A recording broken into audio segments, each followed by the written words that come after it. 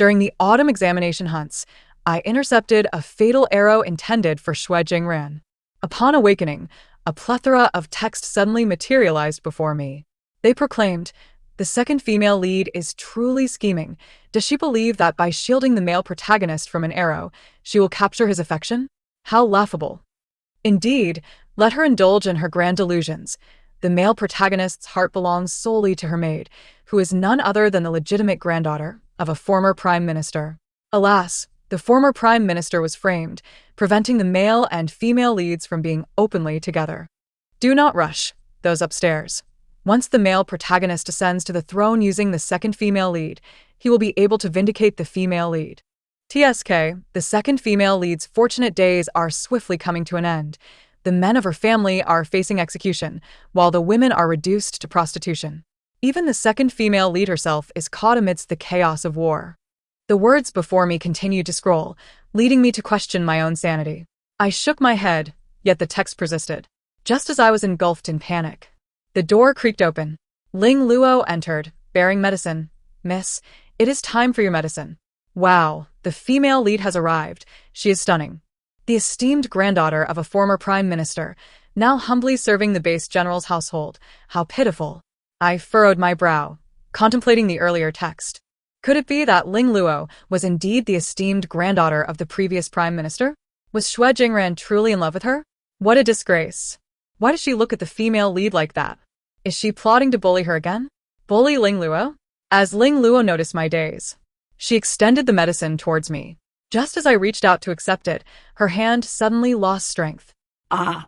The scalding concoction splashed onto my hand, instantly forming several glistening blisters. Ling Luo was merely splattered with a few drops of the medicinal liquid, yet she covered her hand and quietly sobbed. Ah, how despicable. How could this supporting character be so vile? The female lead kindly brought her medicine, and she splashed it onto the female lead's hand instead. Me? Are these people blind? The male lead has arrived. I want to see him fiercely protect his wife. The text concluded its display. Xue Jingran stepped inside. His handsome face bore a slight frown as he glanced at Ling Luo. How careless. Truly useless. Hurry and fetch the doctor for your mistress. Ling Luo's eyes brimmed with tears as she knelt, choking back sobs. Miss, forgive me. It is all my fault. It must be because I did not hold it steady. Surely it was not the missus who spilled it. Upon hearing this, Xue Jingran's frown deepened. I vaguely perceived a hint of sympathy in his gaze as it fell upon Ling Luo. He coldly commanded, "What are you kneeling here for? Hurry and leave." Suddenly, new text floated before me. Woo, I feel so sorry for the female lead. The male lead wants to protect her but cannot do so openly. He can only use this method to prompt her to apply the medicine. Others chimed in. Was the supporting character truly malicious? Her injury seems even more severe. Finally, someone with discerning eyes spoke up. If she is indeed injured, it serves her right. It would be best if she were scalded to death. If the villainous supporting character dies early, the female lead won't have to suffer. A villainous supporting character? Is that me? Ling Luo bit her lip and unsteadily rose to her feet, casting a sorrowful glance at Xue Jingran before lowering her head and preparing to leave. Stop! I called out, irritation lacing my voice, causing both Xue Jingran and Ling Luo to freeze in place. What is it, Sui Wan? Xue Jingran asked, suppressing his impatience. I found a comfortable position to lean against, forcing a smile that did not reach my eyes as I questioned Ling Luo. You seem quite familiar with me. What do you mean by claiming I surely did not do it on purpose? Ling Luo fell to her knees with a thud. Miss, it is all my fault. It has nothing to do with you. I darkened my expression. If I recall correctly, it was you who spilled the medicine on my hand upon entering. So, why does your tone suggest I was the one who caused it? No, I did not mean it that way. Please forgive me, miss. I am clumsy, and not only did I make a mistake, but I spoke incorrectly as well. Please punish me, miss. Xue Jingran suddenly shouted in anger. If you know you are clumsy, why don't you hurry and leave? Ling Luo scrambled to her feet, turning to exit in a panic. I coldly exclaimed, Did I permit you to leave? Ling Luo's foot halted mid-step, her expression one of bewilderment. Xue Jingran's face turned ashen. Sui Wan, when did you become so unyielding? I lifted my gaze to Xue Jingran. whose handsome visage bore a trace of an unfamiliar emotion I could not decipher. With the new ruler ascendant, men faced beheading while women were relegated to brothels. Even I recalled the scrolling text above, and a chill ran through me. Coupled with Xue Jingren's demeanor today, perhaps there was some truth to it. I bit my lip, gestured for Ling Luo to leave, and said, "You may go." Just as Ling Luo exited, Haiding entered, carrying ointment for wounds. Upon seeing the injury on my hand, she gasped, "What happened?" "I merely left to fetch the ointment. How did you end up in such a state?" Xue Jingren glanced at me in alarm. "Suiwan, your hand." I let out a cold laugh. His heart had been entirely focused on Ling Luo since he entered. When had he ever expressed concern for my well-being? The injured servant's arrow wound is not healed, and I am feeling somewhat fatigued. I beg the fifth prince for his understanding, as I cannot attend to you. Suiwan, are you blaming me? I merely worry for you, and do not wish for you to gain a reputation as arrogant and cruel towards your maid. Worry for me? If he truly cared, he wouldn't have his eyes glued to Ling Luo's slightly reddened hands while ignoring the blisters on mine. Then I thank the fifth prince for his concern. Oh. By the way, I am currently unmarried, so it would be best if the fifth prince refrained from visiting the inner courtyard in the future, as it would tarnish my reputation. Xue Jingren frowned, intending to sit and pacify me. Suiwan, are you throwing a childish tantrum again? I shifted discomfortingly, irritation rising. Haiding, see the fifth prince out. My voice carried an uncommon edge of anger.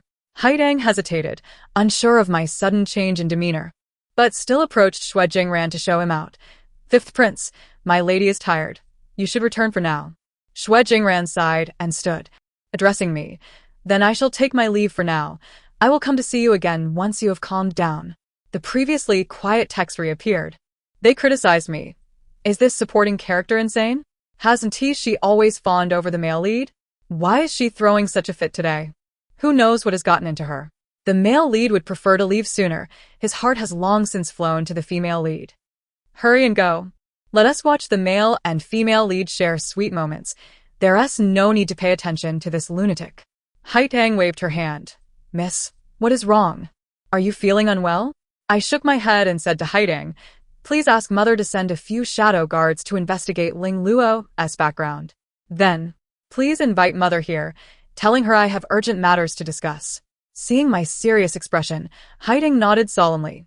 This servant will take care of it right away. After Haiding left, I fell into contemplation. When did Ling Luo arrive at the general's residence? It seems to have been 3 years ago. That year, mother and I went to Fuyin Temple to pray for the safe return of our father and brothers from their expedition against the barbarians. On our way back, we encountered a few bullies harassing Ling Luo. I took pity on her and instructed the guards to rescue her. In doing so, I saved an innocent while also earning merit for my father and brothers. After the bullies left, Ling Luo knelt before my mother and me, stating that both her parents had fallen ill and passed away, leaving her all alone. She had come to the capital seeking relatives, but having exhausted her funds.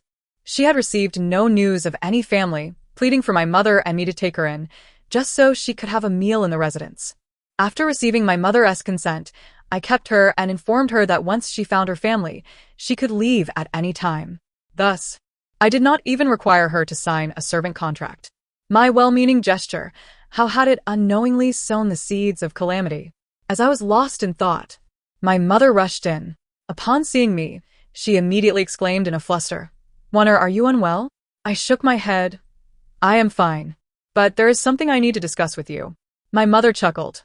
This child, when have you ever been so formal with me? Speak. What scheme have you come up with this time?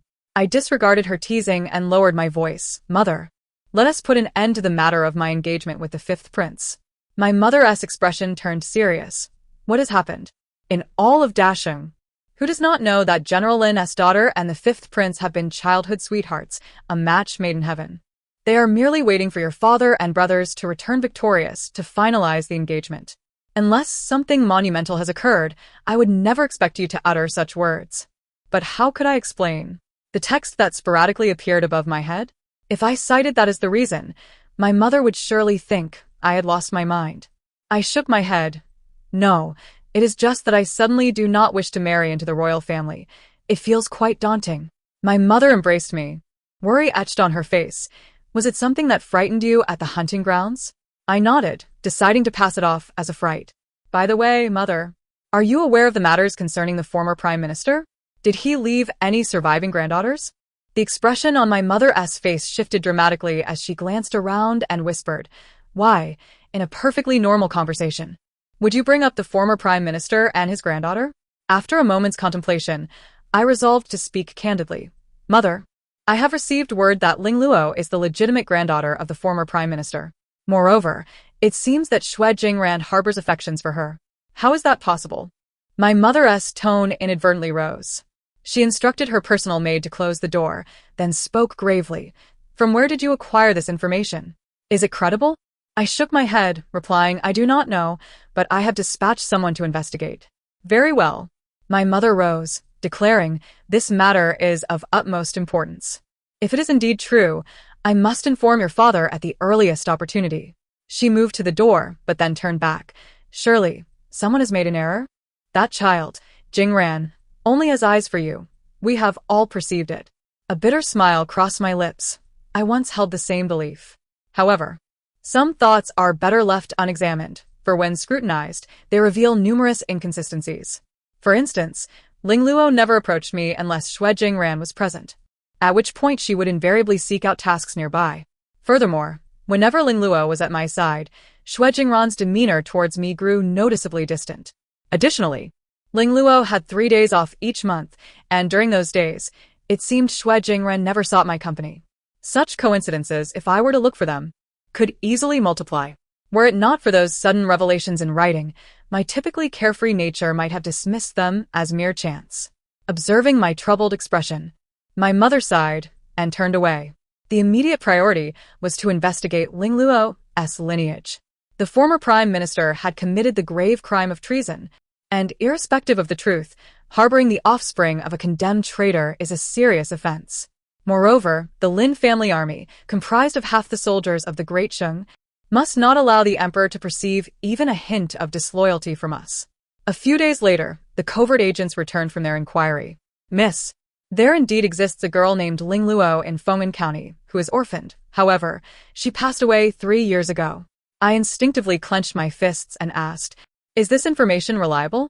The agent affirmed, "A local tyrant forcibly took Miss Ling Luo as a concubine, but she refused and ultimately took her own life.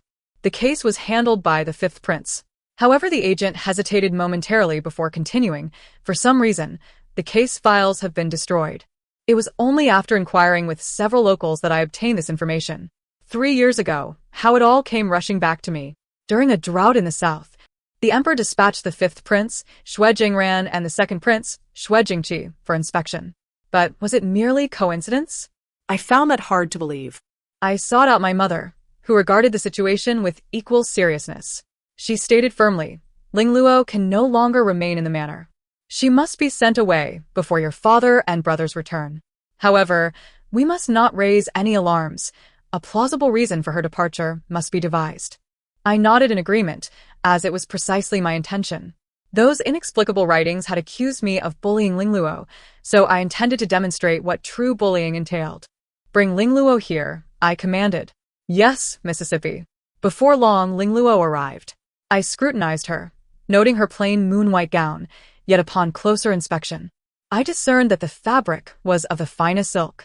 Such exquisite silk would likely cost 100 taels of silver, while the monthly stipend for the maidservants of the general's household barely amounted to 5 taels. What maidservant would spend 100 taels on a single outfit? Furthermore, it appeared she possessed more than one such garment. I had previously overlooked these details, or perhaps I had noticed them but failed to ponder their significance. "Kneel," I commanded coldly. Ling Luo looked astonished, her face marred by humiliation as she asked, "What is the meaning of this, miss? What crime have I committed?" I smirked, gesturing toward the silk she wore. "Theft. As a maidservant, from whence did you acquire such precious silk?" Her eyes widened, brimming with indignation.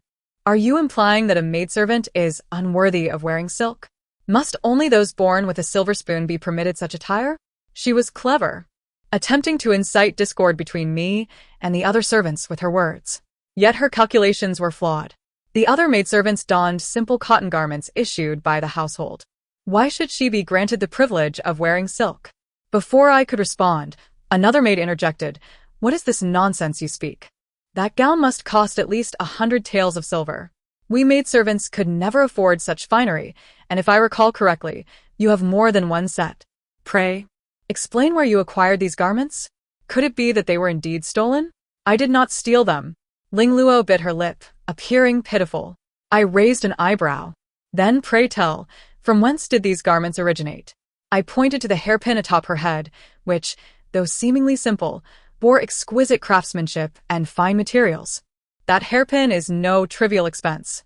If you cannot provide a satisfactory explanation, how can I continue to harbor you in this household? The General's manor does not shelter thieves." Ling Luo's face reddened with embarrassment, her hands twisting the handkerchief in silence. I leisurely sipped my tea while perusing a book, allowing the silence to linger. "Ah," I remarked, "the tea is finished, and the book has reached its conclusion." I stretched, then said languidly, "Since you are unable to articulate your story, I shall have to report you to the authorities. I believe the magistrate would be able to uncover the origins of your possessions." Ling Luo fell to her knees with a thud, panic evident in her voice. "No, I shall speak." After a moment's hesitation, she confessed, "I have found relatives in the capital." "Oh?" I feigned surprise. "Do enlighten me. Surely those who can bestow such luxurious garments upon Miss Ling Luo must be prominent figures in the capital. I may even know them." Ling Luo lowered her head, her face flushed with embarrassment. The words above my head reappeared. What is wrong with this supporting character? Why does she differ from the original book? She is even more despicable than in the original. Look at how our protagonist is being bullied. These were all gifts from the male lead. How could such understated styles be recognized? Wasn't the supporting character previously indifferent to such matters? The cacophony of words was bothersome. Yet I began to comprehend the situation. We all existed within a single narrative. Ling Luo and Xue Jingran were the protagonists, while I was cast in the role of the malicious supporting character. A vile supporting character? Ha! I scoffed. My life, Lin Suiwan, has never required the definition of others. I refuse to be anyone's supporting role. If I am to play a part, I shall be the lead in my own life. Noticing Ling Luo's continued silence, I casually remarked, "Since you have located relatives, it seems inappropriate for you to remain here as a maidservant in the General's manor. Haidang, please assist Miss Ling Luo in packing her belongings and see her off." Ling Luo stared up at me in disbelief, her expression one of utter incredulity. "Are you sending me away, miss?" I smiled gently and shook my head. "What are you saying, Ling Luo? Since you have found kin, how could I possibly keep you here as a maidservant? What if your relatives are nobles? I would not wish to appear ignorant of propriety." Seeing my resolve to send her away, she bit her lip and pleaded, "I implore you to grant me a couple more days. I wish to inform my relatives. They previously asked me to return, and I have hesitated to leave out of gratitude for your kindness. I must at least notify them of my departure." "Oh, so she seeks to tug at my heartstrings. Very well," I replied with a smile, "but only for 2 days. Should you fail to depart within that time, you shall be bound by a servitude contract. Aren't you the female lead? Aren't you the future empress who climbs to power atop the backs of everyone in the General's household? I shall see how you manage to ascend to such heights after signing a contract of servitude." Ling Luo nodded, her eyes harboring a glimmer of vengeful hatred. TSK. I had taken her in out of kindness, only to nurture a foe. "Follow her. I wish to see where she goes," I instructed the agent. "Yes, Mississippi." Shortly after, the agent reported, "Miss Ling Luo has not left the premises, but she handed a letter to a servant at the gate, which has been delivered to the 5th Prince's residence." As I suspected, I narrowed my eyes and murmured, "Inform my mother that there are too many fallen leaves in the manor. It is time to tidy up." "Yes, Mississippi." The following day, Xue Jingren arrived at my door bearing gifts. After engaging in casual conversation for a while, he glanced around the room and inquired, "I recall you have a maid named Ling Luo, do I not? Why is she absent today?" I fixed my gaze upon him, remaining silent. "What's the matter?" he said, awkwardly touching his nose. I replied with a smile, "You seem rather intrigued by her. Nevertheless, she will soon be returning to her relatives, for it is hardly fitting for a virtuous young lady to serve as a maid in my household." Xue Jingran appeared somewhat melancholic, remarking, "At the Lin residence. At least she could be self-sufficient. Returning to her relatives would mean living under their roof, which may not be a pleasant existence." I suggested, "Perhaps you should ask her if she truly wishes to return." His expression was laden with sorrow, as if attempting to draw me into his plight. Xue Jingran's mother was a palace maid, and he had been taken to my aunt, the noble consort Lin, right after his birth. My aunt had her own children and was not particularly close to him, yet it was far from the condition of being a mere guest in someone else's home. Previously, I must have been quite foolish to consider his perspective. In the imperial palace, where children of palace maids abound, he was the only one under the auspices of the noble consort. With all the comforts and provisions at his disposal, what more could he desire? Were it not for my aunt, he would have no right to enjoy the privileges of a prince outside the palace. I feigned difficulty and said, "Well then, Haidang, please summon Miss Lingluo to see what she thinks." "Yes, miss," she replied. After a short interval, Lingluo entered. Upon her gaze landing on Xue Jingran, her eyes instantly brimmed with tears. Xue Jingran frowned and signaled with his eyes that this was not the moment for lamentation. Lingluo then turned to me, saying, "Miss, after much contemplation, I would still prefer to remain by your side to repay your life-saving grace." "Oh." I signaled Haidang, who promptly exited and returned with paper, ink, brush, and inkstone. "Since Miss Lingluo wishes to repay her life-saving grace, let her sign this slave contract." She recoiled several paces, fixing her pleading gaze on Xue Jingran.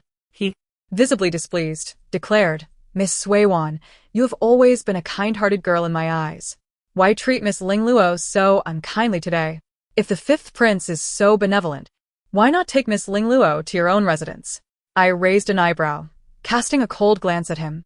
Xue Jingran's frown deepened. "Suiwan, you used to call me Brother Jingran." I scoffed lightly, indifferent. That was when Suiwan was naive and offended the fifth prince. I hope the fifth prince can forgive my ignorance. "Suiwan, are you still angry?" He sighed helplessly. "That day was for your sake. You should not be so willful. In the past, whenever we had disagreements, he would adopt a sorrowful and helpless demeanor. I could not bear to see him distressed, and would often lower my head to apologize. But what did I receive in return? Should I thank you for that?" I clapped my hands, and several maids entered, bowing their heads in succession. Xue Jingran's expression shifted slightly as he feigned calmness, asking, "What is the meaning of this?"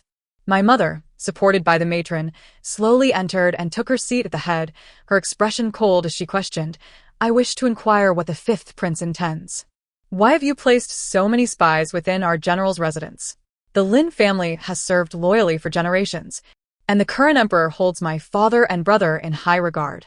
How dare Xue Jingran, an unprivileged prince, secretly place personnel in the general's residence? What does he intend to achieve?" Xue Jingran turned pale. "Madam, when did this prince place anyone in the general's residence?" My mother scoffed. "Is that so? If it was not the fifth prince who placed them, then they must surely be spies sent by enemy states. Someone, take these individuals to the Zhao prison for interrogation." "No," Xue Jingran exclaimed in a sudden panic. The Zhao prison is a place where the Great Sheng confines spies and serious offenders, often referred to as a human purgatory. Those who enter find themselves in a position where they cannot seek life nor death. They possess ample means to extract all secrets. My mother regarded Xue Jingran with amusement. "What is your intent, fifth prince? Do you wish to interfere in my general's affairs?" Red-faced, he gritted his teeth and replied, "These individuals were sent by me. I merely wish to learn more about Suiwan's preferences. I acted rashly, and I hope the madam can forgive me." It was indeed a plausible excuse. Even if it were to reach the emperor's ears, it would merely come off as the folly of a lovesick young man. My mother narrowed her eyes and said deliberately, "I shall accept the fifth prince's good intentions on behalf of my daughter. However, these individuals shall not remain. Someone, conduct a thorough investigation of all personnel in the general's residence. Should any unidentified individuals be found, send them directly to Zhao prison." My mother appeared to be issuing orders while her gaze remained fixed on Xue Jingran. He lowered his head, his fists tightly clenched. "By heavens, there is not a single good soul in the female antagonist's family. How dare that old hag treat our male lead in such a manner? Once he ascends the throne, They must be subjected to the most excruciating of deaths. Indeed, the previous outcome was far too lenient for them. Ascend the throne? I could not help but scoff at the rolling text before me. With so many princes in the imperial court, how could it ever be Shwejingran's turn to become the future emperor? From the floating words, I gleaned that after marrying me, Shwejingran intended to rally my father and brother to seize the throne with the 50,000 Lin family soldiers at their disposal. Thus, the pivotal point of his ascension to emperorship rests upon me. Fifth prince, it is best you take your leave. My mother is in a foul mood today and cannot entertain you. I bowed slightly, my tone imbued with distance. A look of panic finally crossed Shwejingran's face. Swaywan, are you still angry with me? I admit I acted thoughtlessly, and I apologize for that day. I disdainfully shook my head. The fifth prince has misunderstood. Swaywan is a subject, and you are the sovereign. Swaywan dares not harbor anger towards the fifth prince. I merely hope that in the future, should the fifth prince have no matters to discuss, he will refrain from seeking me out to avoid misunderstandings. Swaywan? Shwejingran's face contorted in distress. I turned away and commanded coldly, see him out. After a prolonged silence, Shwejingran reluctantly took a step forward. Wait, he said, Swaywan, have you forgiven me?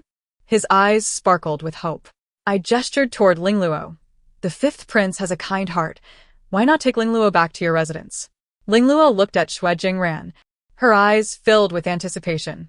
After a moment of struggle within his gaze, he replied, Lingluo is, after all, a young lady. It would not be appropriate to raise her in my household. Upon hearing this, Lingluo's eyes suddenly glistened with tears. Good heavens, my heart is about to shatter. I cannot bear to see the female lead cry. I desperately wish to fast forward to the conclusion. I beg you, spare us the torment. When will the female antagonist's family meet their demise? I can hardly wait. Wait a moment, have you not realized? The female antagonist's attitude toward the male lead is changed. How can the male lead ascend the throne without her? I allowed a faint smile to grace my lips. They had finally come to that realization. But even if they had, what could they do? After that day, my mother instructed the doorman to deny Shwejingran entry should he come seeking me. He became as restless as an ant on a hot pan, scurrying about in search of intercession. Meanwhile, my father and brother returned triumphantly from battle, soon to arrive back at court. My aunt dispatched someone to escort me to the palace. Wanner, I've heard you had a quarrel with Jingran. I shook my head. It is more than just a quarrel. Shwejingran is rather reckless. I fear if I continue to associate with him, our Lin family will suffer consequences. My aunt shot me a knowing glance, understanding the deeper implications of my words. Anger flickered across her face. How dare he? Everything he possesses is granted by this palace. Does he intend to repay kindness with enmity? Who knows? The foreboding words hinted at a weighty outcome, and I dared not wager the lives of my family upon such uncertainty. Since that day, when Ling Luo departed, the ominous text ceased to manifest before me, as if the preceding events had merely been a fleeting dream. Yet, the current state of affairs between Su Jingran and myself belied that notion. After my father and brothers returned from their military campaign, the emperor hosted a grand banquet. Amidst the revelry and merriment, Su Jingran suddenly rose and knelt before the emperor. A glance exchanged with my mother revealed our mutual trepidation. Su Jingran proclaimed, Your Majesty, I wish to beseech a favor while you and General Lin are in high spirits. I humbly request your approval. The emperor, flushed with wine, naturally surmised the nature of his request and waved his hand, laughing. Very well, speak. Su Jingran cast a lingering glance in my direction and continued, I wish to take Sui Wan as my wife. I hope the emperor will grant this union. The emperor erupted in laughter. Ah, Lin Baimu, it seems we shall be kin by marriage. However, the smile on my father's face abruptly faded. During his absence, my mother had sent a carrier pigeon detailing the affairs of our household, and he was adamantly opposed to my union with the ambitious Su Jingran. Yet, Su Jingran was a prince, the emperor's own flesh and blood. Regardless of his shortcomings, our refusal as subjects was simply not permissible. My aunt, sensing my father's discomfort, rose with a drink in hand, rebuking, Your Majesty, the Lin family has but this one precious gem. I have only this sweet and gentle niece. Can we not allow her to decide her own fate? Our refusal would be most disrespectful. Yet, when spoken by my aunt, it transformed into a domestic matter for the emperor. Su Jingran's expression darkened, but moments later, he smiled and interjected, "Mother, do you not wish for Sui Wan to become your daughter-in-law? Is it not fortuitous to strengthen our ties?" My aunt shot him a disapproving glare but turned to the emperor with a smile. "While familial bonds are indeed desirable, must it not also depend on one's willingness? Among the Lin family, where there are countless rascals, I must indulge this one delicate flower." With a few words, she deftly redirected the conversation. "What is happening? How has the plot unraveled? Has an imperial concubine, Lin, always supported Lin Sui Wan's union with the male lead? How can the male lead ascend to the throne with an army of hundreds of thousands if he cannot marry the female lead? Indeed, how can he be with a female lead if he does not become emperor?" I shot Su Jingran an exasperated glare. Indeed, every time he and Ling Luo shared the same space, these bothersome individuals surfaced. "Sui Wan, what do you mean?" The emperor suddenly shifted the discourse to me. All eyes at the banquet converged upon my figure. Su Jingran asserted, "Sui Wan would surely agree. Otherwise, she would not have shielded me from arrows in the hunting grounds. The subject does not consent." "Oh." The emperor narrowed his eyes, laced with an undertone of menace. Should I fail to articulate a convincing reason, I might be accused of disrespecting the throne. My aunt attempted to speak again, but I silenced her with a glance. Su Jingran. Does he truly believe that coercing me through the emperor will bend my will? I approached the center of the hall and slowly knelt, tears welling in my eyes. "Su Jingran, if you seek destruction, I shall oblige. Your Majesty, from a young age, I have been deeply envious of the enduring love between my parents. Thus, I have always secretly longed for a husband, be he noble or common, whose heart would forever belong solely to me." Su Jingran interrupted, his gaze earnest. "Sui Wan, if I may have you as my wife, I shall never desire another in my lifetime." The emperor squinted, as if watching a play unfold. He was curious to see how I would respond to his ardent son. Su Jingran's eyes sparkled with triumph, a man convinced of his victory. I mocked him inwardly, for the pride he felt now would soon turn to disgrace. I had once shared that belief, but my voice now trembled with sorrow. Since learning that the fifth prince visited the general's residence solely for a girl, I had ceased to indulge in illusions. What? As my words fell, discussions erupted around me.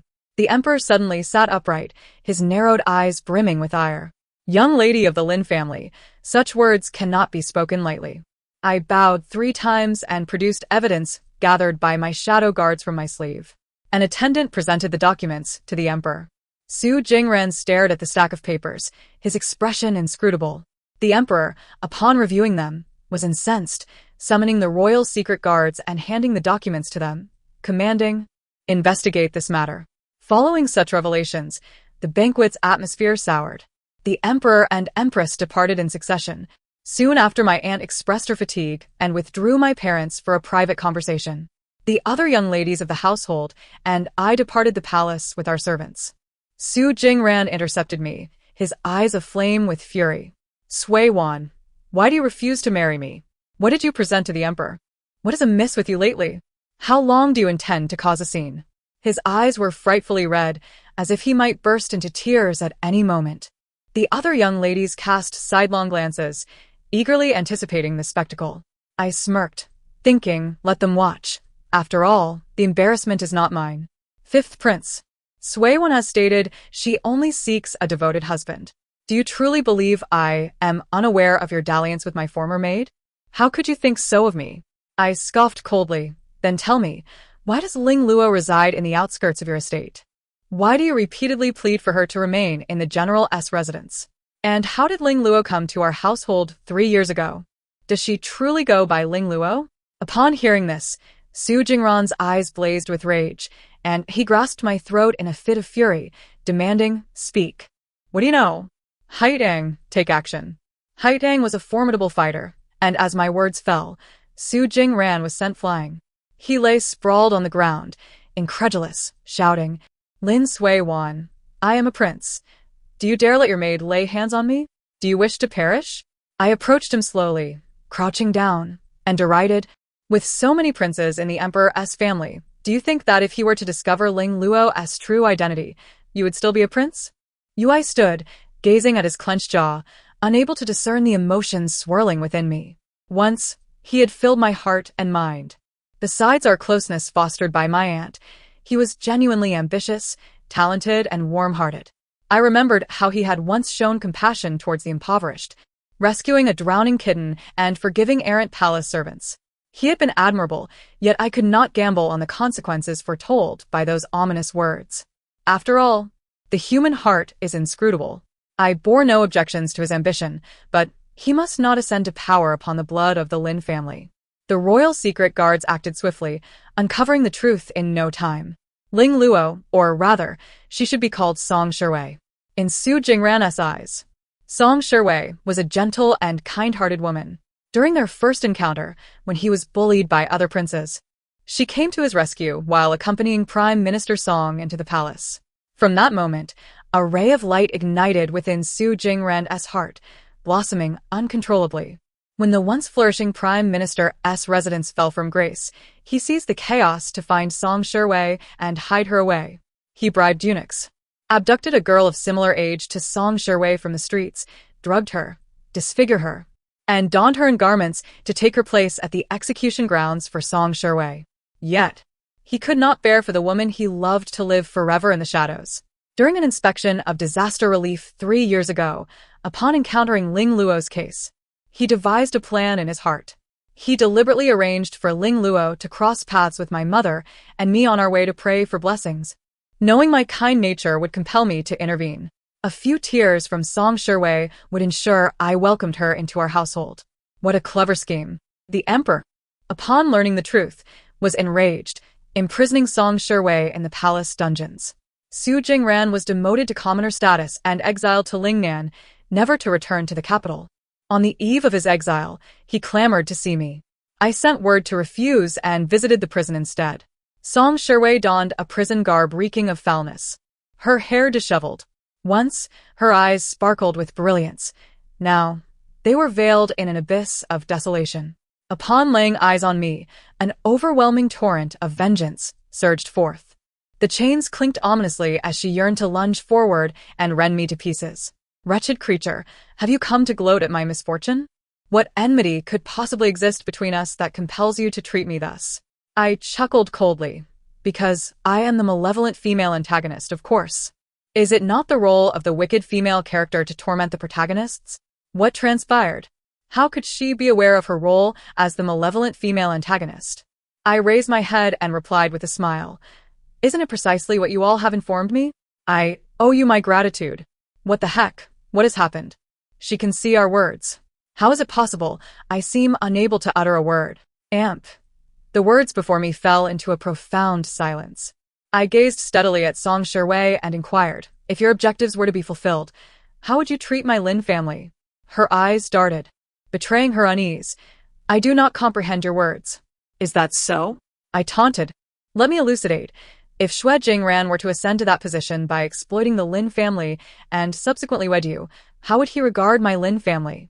Allow me to conjecture. The men would be executed, and the women would be consigned to a life of debauchery, would they not? How do you know? Fear engulfed Song Shiwei's gaze. Observing her reaction, a profound sorrow enveloped my heart.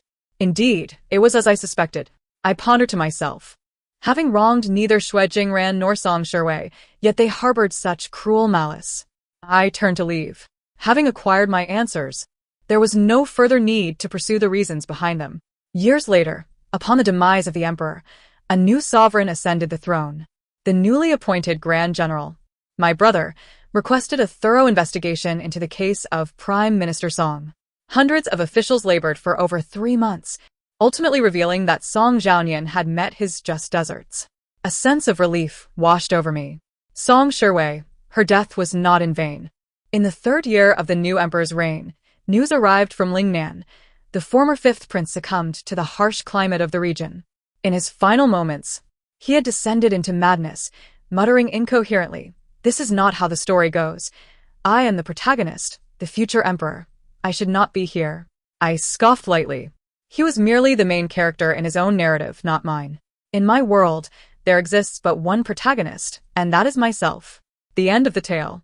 Thank you for listening. I look forward to our next story.